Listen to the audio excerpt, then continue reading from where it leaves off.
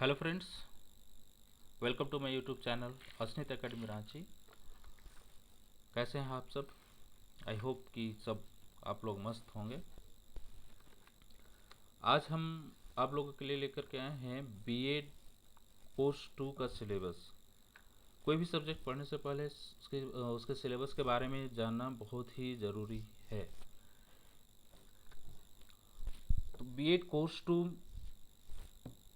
में जो पेपर है वो है समकालीन भारत और शिक्षा। समकालीन भारत और शिक्षा। समकालीन का मतलब पूरे भारत में जो शिक्षा के लिए जितने भी काम किए गए हैं, है ना, उसके बारे में कोई पढ़ना पड़ेगा। कंटेम्प्रेरी इंडिया एंड एजुकेशन के नाम से भी जानते हैं इंग्लिश में इसको। तो आइए टॉपिक की ओर चलते हैं।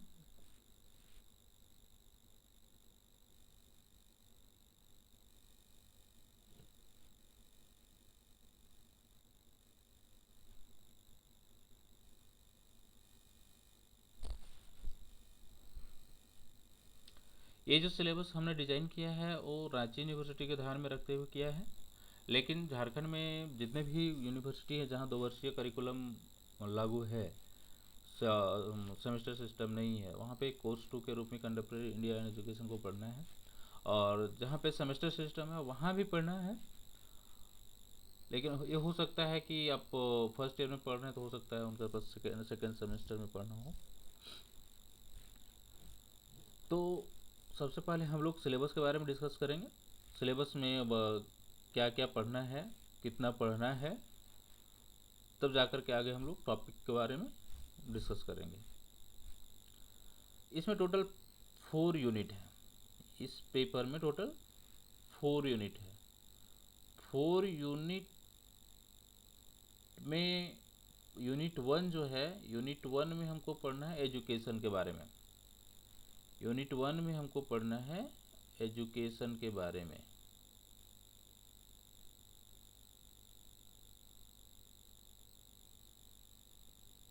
सॉरी, फुल स्क्रीन नहीं आ रहा था। अब एजुकेशन में क्या क्या पढ़ना है हम लोगों को? सबसे पहले मीनिंग ऑफ एजुकेशन पढ़ेंगे, एम्स ऑफ एजुकेशन पढ़ेंगे, फिर scope of education, nature of education and function of education. और उसके बाद factors influencing AIIMS of education, यानी कि एजुकेशन का जो उद्देश्य है, लक्ष्य उद्देश्य है, उसको कौन कौन से कारण है जिससे वो प्रभावित होता है, वो पढ़ेंगे। उसके बाद बात करते हैं नेक्स्ट यूनिट की, यूनिट 2। तो उसमें पढ़ना है हम लोग को इंडियन कॉन्स्टिट्यूशनल के बारे में। अब उसमें क्या है, कंसेप्ट ऑफ डाइवर्सिटी, जिसमें रिलीजन्स के बारे में पढ़ेंगे, कास्ट्स के बारे में पढ़ेंगे एंड ट्राइब्स के बारे में पढ़ेंगे। मतलब कौन कौन से धर्म है, कौन कौन से कास्ट हैं, क्या है उसमें, तो उसके बारे में पढ़ेंगे। उसके बाद पढ़ेंगे इक्विटी के बारे में पढ़ेंगे, इनइक्वलिटी के बारे में पढ़ेंगे, discrimination and marginalisation in the way of universalization of education. उसमें हम लोग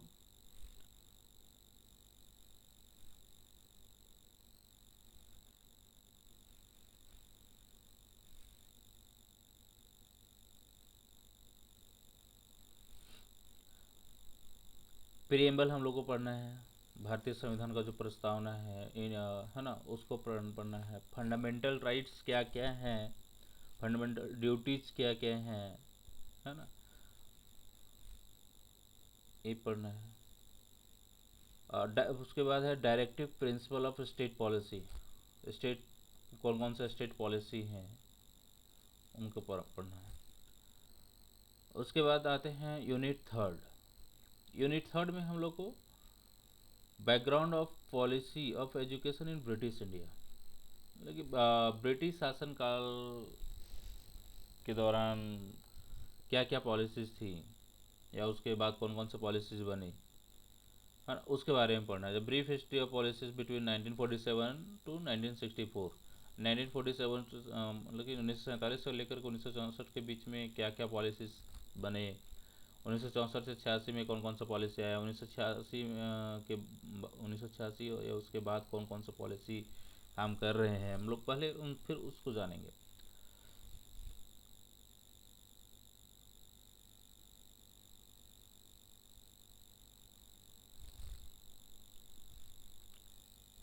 उसके बाद बात करते हैं यूनिट 4 की।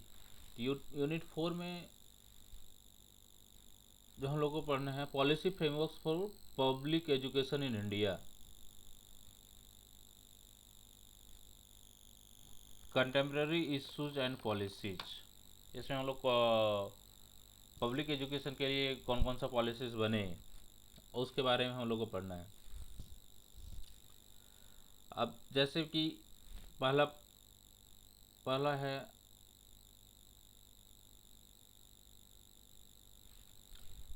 Right to education. Right to education के बारे में तो सुना ही होंगे आप लोग, RTA एक्ट 2009।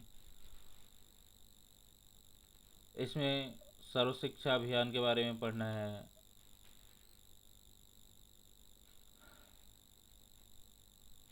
उसके बाद role and agencies of teachers in the context of universal and inclusive education.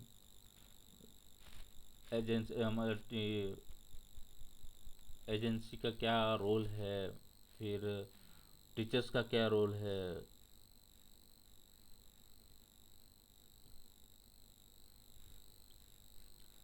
उसके बाद है earlier policies for universal elementary education. सार्वभौमिक शिक्षा के लिए क्या क्या पॉलिसीज बने हैं उसके बारे में पढ़ना होगा। फिर नई तालीम टू इंटीग्रेट लाइफ, नई तालीम के बारे में पढ़ना पड़ेगा। बुनियादी शिक्षा के नाम से जिसे जानते हैं, महात्मा गांधी ने बुनियादी शिक्षा की नींव रखी थी, तो उसके बारे में पढ़ना है।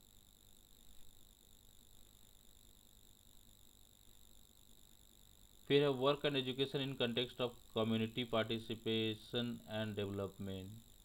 उसके बाद the response of diverse social groups of India to the spread of modern education in the colonial and post independence periods.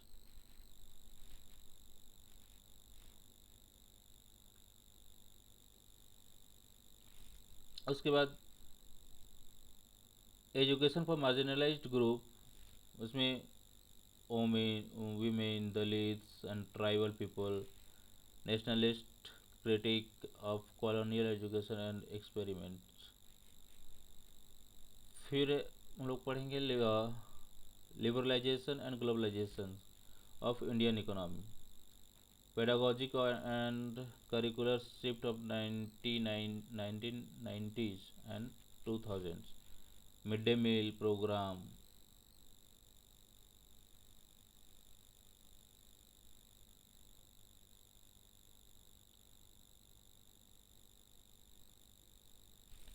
Mid day meal के बारे में पढ़ेंगे। Role of legislative action to ensure nutrition and public space where children eat together. Mid day meal के बारे में पढ़ेंगे details में। उसके बाद करंट कंसर्न्स क्या क्या हैं, प्रिविलेजेशन, प्राइवेटाइजेशन, स्ट्रेटिफिकेशन ऑफ एजुकेशन, है ना। तो प्रिविलेजेशन मतलब होता है जनसाधारीकरण, प्राइवेटाइजेशन मतलब निजीकरण होता है। तो इसके बारे में भी डिटेल्स हम लोग डिस्कस करेंगे। टोटल इस तरह से टोटल 4 यूनिट हम लोग को पढ़ना है। तो 4 यूनिट हम लोग कवर कर लेते हैं तो पूरा का पूरा सिलेबस कवर हो जाएगा। उसी से आपका क्वेश्चन आएगा, उससे बाहर क्वेश्चंस नहीं आता है।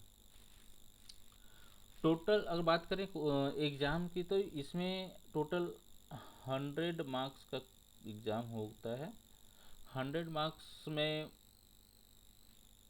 दो पार्ट में डिवाइड किया गया है। एक एक्सटर्नल एग्ज़ाम होता है जो यूनिवर्सिटी कंडक्ट कराती है, जो 80 मार्क्स का होगा, है ना। वो 80 मार्क्स का होगा। उसके बाद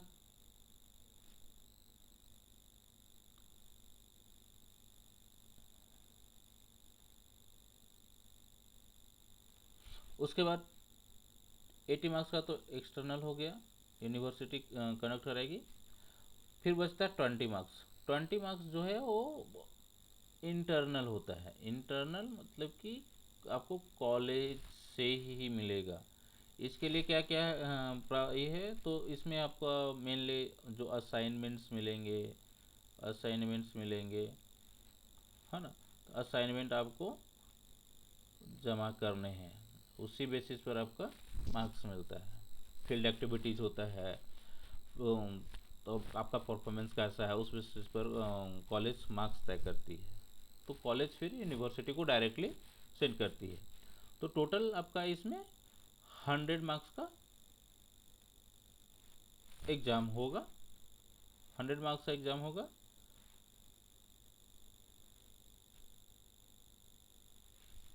100 मार्क्स का एग्ज़ाम होगा जिसमें आपको पास करने के लिए मिनिमम 45% लाना अनिवार्य है। एक्सटर्नल एंड इंटरनल दोनों मिलाकर के 45% होना चाहिए, एंड 80 में भी 45% होना चाहिए।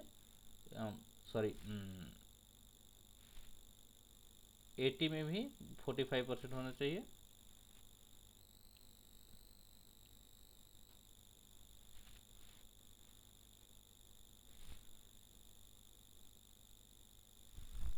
एट्टी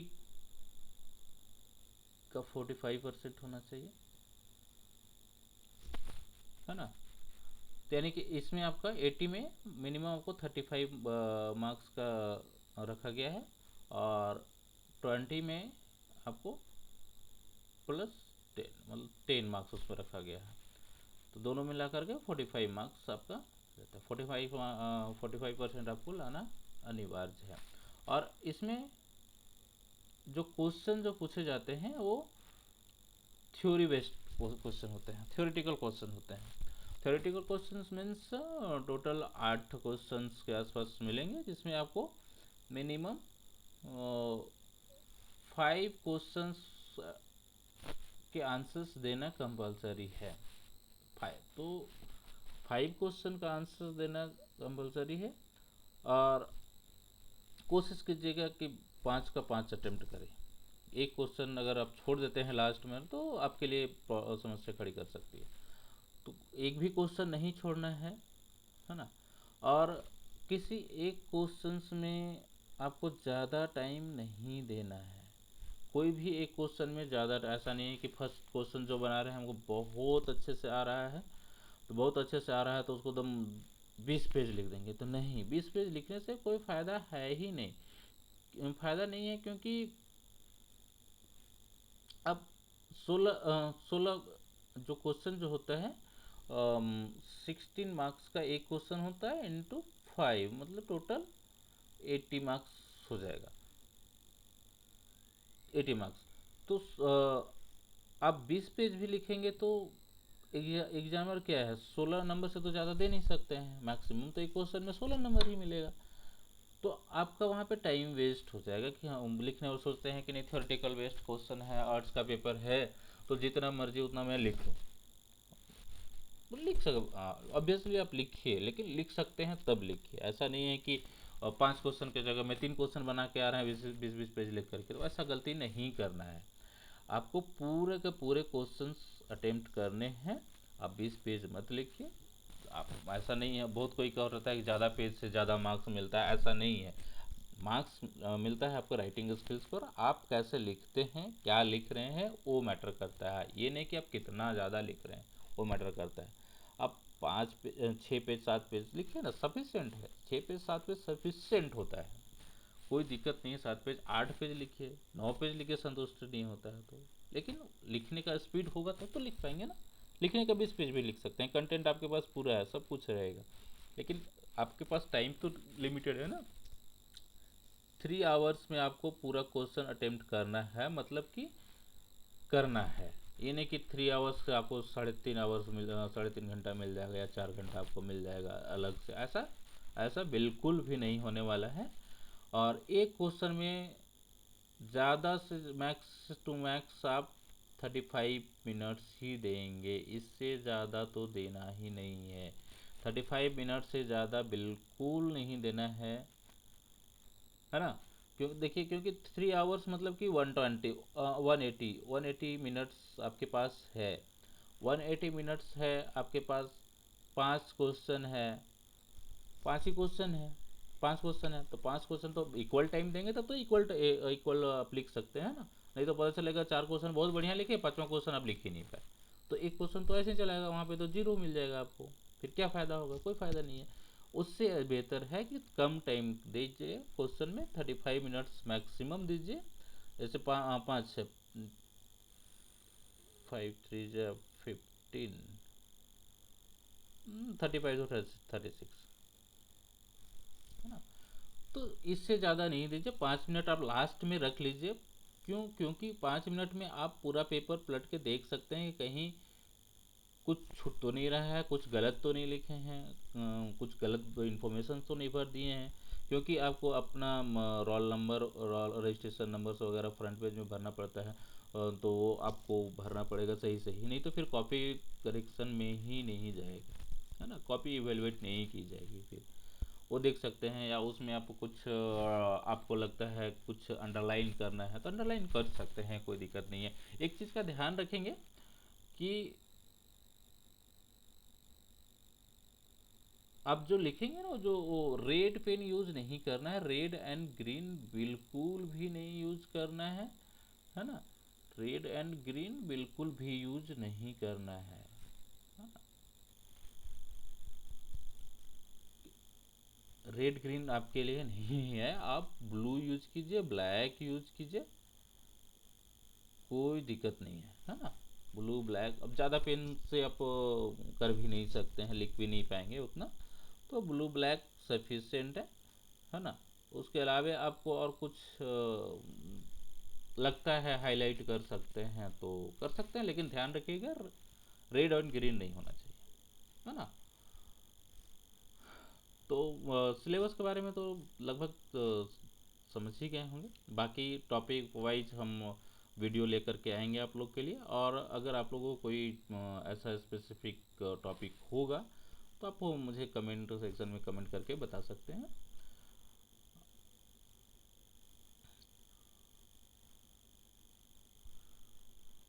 चलिए आज के लिए इतना ही। Thank you so much for watching. And अगर वीडियो अच्छी लगे तो प्लीज़ मेरे चैनल सब्सक्राइब कर लीजिए, वीडियो को लाइक कर लीजिए, शेयर कर लीजिए ना। चलिए, थैंक यू।